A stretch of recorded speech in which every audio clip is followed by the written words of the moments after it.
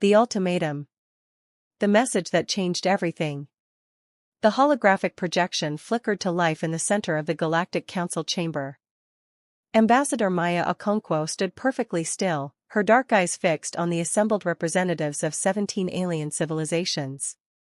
Each species had evolved on different worlds, under different suns, but today they shared one purpose: to deliver humanity an ultimatum.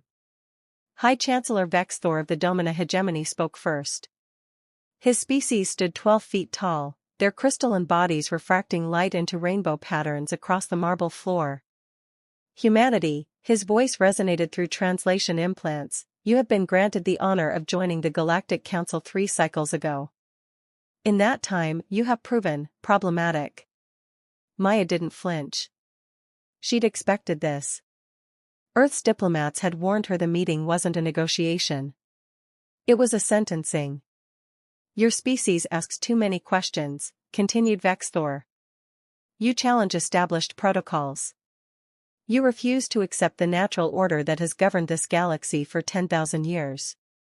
He gestured to the assembled council members. We have brought peace to 500 worlds. We have eliminated chaos and established harmony. Yet you humans persist in your independence. Representative Zyra of the Kalfani Collective floated forward, her translucent body pulsing with bioluminescent patterns.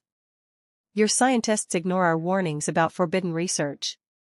Your colonies expand into restricted zones. Your merchants undercut established trade agreements. Her voice carried a note of genuine confusion. Why can you not simply obey? Maya took a slow breath. Because that's not who we are. The chamber erupted in clicks, hisses, and electronic tones, the galactic equivalent of shocked murmurs.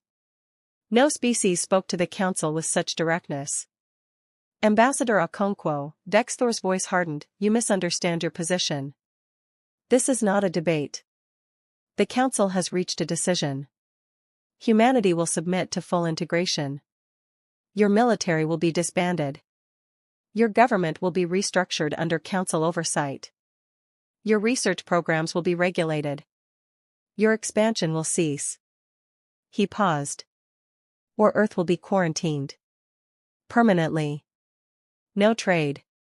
No travel. No contact with the galactic community. You will be alone in the dark. Maya felt her heart pound, but her voice remained steady. How long do we have to decide? 10 solar cycles, Zyra answered. Then we return for your answer. The impossible choice. Maya's ship, the Pathfinder, broke Earth's atmosphere 17 hours later. She'd traveled through quantum gates that bent space itself, crossed distances that would take light centuries to traverse, all to deliver the worst news in human history. The emergency session of the United Earth Parliament filled the Great Assembly Hall in Geneva.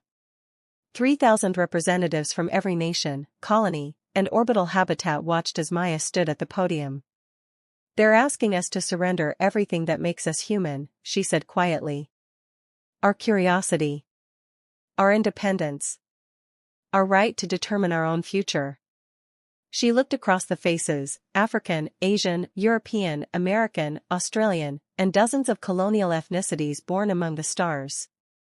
They call it peace. They call it order. But what they're really asking for is submission. Prime Minister Chen Xiaoming of the Asian Confederation spoke first. What are our military options? Fleet Admiral James Kowalski stood, his decorated uniform bearing the scars of 3 colonial conflicts. Against the Council? None. Their fleets number in the hundreds of thousands. Their technology is centuries beyond ours in some areas. We have 400 warships. They could sterilize Earth from orbit before our first missile left the atmosphere. Then we have no choice, said Chancellor Weber of the European Alliance. We submit or we die. There's a third option, said Dr. Sarah Yamamoto, head of Earth's Advanced Research Division. All eyes turned to her. She was young, barely 40, with silver-streaked black hair pulled back in a tight bun. We've been working on something. Project Exodus. The chamber fell silent. For the past 18 months, Dr. Yamamoto continued, we've been developing technology based on theories the Council explicitly forbids. Quantum consciousness transfer. Dimensional fold drives. Self-replicating construction systems. She pulled up holographic schematics that made even the military advisors gasp. We can't fight them. But we can leave. All of us. Leave? Maya leaned forward. Leave where? Another galaxy, Yamamoto said simply. We've detected gravitational signatures in the Andromeda galaxy that suggest habitable systems. 2.5 million light-years away. With our new fold drives, we could make the journey in 3 years. The implications crashed over the assembly like a wave. Abandon Earth. Abandon humanity's homeworld. Flee across the vast emptiness between galaxies to start over. It's madness, someone shouted. It's survival, Yamamoto replied. We take everything we can. Our culture, our history, our people. We build new worlds where the Council can't reach us. Where we can be free. The decision. The debate raged for 6 days. The world watched as humanity wrestled with its soul. Some argued for submission, life under the Council's rule was still life. Others demanded resistance, better to die free than live as slaves. But a growing number looked at Dr. Yamamoto's schematics and saw a third path. On the 7th day, the vote came. It wasn't unanimous. It wasn't even comfortable. But when the results flashed on screens around the world, humanity had made its choice. Project Exodus, approved. Maya stood on the observation deck of the first colony ship 3 cycles later. Behind her stretched a fleet of 10,000 vessels, from massive arc ships carrying millions to small research vessels packed with frozen genetic samples and cultural archives. Earth's orbital shipyards had worked without pause, converting every available resource into the largest evacuation in history. Below, Earth turned slowly, blue and green and heartbreakingly beautiful. Humanity's cradle. Their home. Soon to be abandoned. The Council ships are detecting our preparations. Admiral Kowalski's voice crackled through her comm. They're accelerating their timeline. Vexthor is demanding we cease construction immediately. Maya touched the cold glass of the viewport. Tell them we're preparing to submit. Tell them whatever they want to hear. We need 3 more days. And then? And then we show them what humans do when you try to cage us. She turned from the window, her reflection ghosting across the stars. We run. We survive. And someday, when we're strong enough, we come back. The countdown began. 3 days until the jump. 3 days until humanity stepped into the dark between galaxies, chasing a future no council could control. 3 days until they learned if freedom was worth the price, the return. 200 years later. The quantum fold gate tore open like a wound in space. From it emerged a single vessel, sleek and dark, its hull composed of materials that seemed to shift between solid matter and something else, something that made sensor arrays scream with impossible readings. High Chancellor Zexrin, Vexthor's great-great-grandchild, stared at the tactical display in the Council's primary defense station. What is that? Unknown configuration, the sensor officer reported, her voice tight with confusion. It's broadcasting on old human frequencies, but the technology. Chancellor, it's reading power signatures that exceed our entire defense fleet combined. The communication came through in perfect galactic standard, but the voice was unmistakably human. This is Captain Marcus Chen of the Terran Confederacy Starship Prometheus. We've returned to our home system. Any hostile action will be met with immediate and overwhelming response. Zexren felt his crystalline structure vibrate with anxiety. Terran Confederacy? The humans fled 2 centuries ago.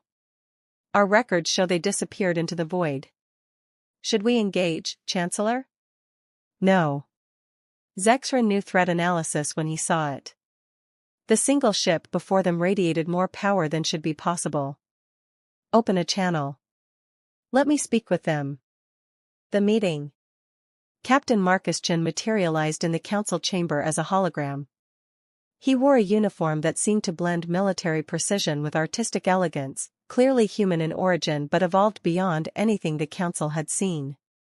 Behind him, the bridge of his ship showed crew members working at stations that incorporated technology the Council didn't recognize. Captain Chen, Zexran began carefully, the Council is surprised by humanity's return. We believed your species had perished in the Exodus. Marcus smiled, and there was something in that expression that made every Council member instinctively uncomfortable. It wasn't threatening. It was confident. Absolutely, completely confident. Perished? No, Chancellor. We thrived. Marcus gestured, and the holographic display expanded to show star charts. We settled 47 systems in Andromeda. Built 12 new worlds from asteroids and ice. Developed technology we couldn't dream of under Council restrictions. His smile widened. Turns out, when you're 2.5 million light-years from anyone telling you what you can't do, innovation happens fast. Your ship, Zyra's descendant spoke up, what powers it? Quantum dimensional reactors, Marcus said casually. We fold space-time to extract energy from the fundamental structure of reality itself. Completely clean, infinitely renewable. We developed it 70 years ago. We're on the 5th generation now. The Council members exchanged glances. Even their most advanced reactors were crude fusion plants compared to what this human was describing. Your weapons? Zexran asked.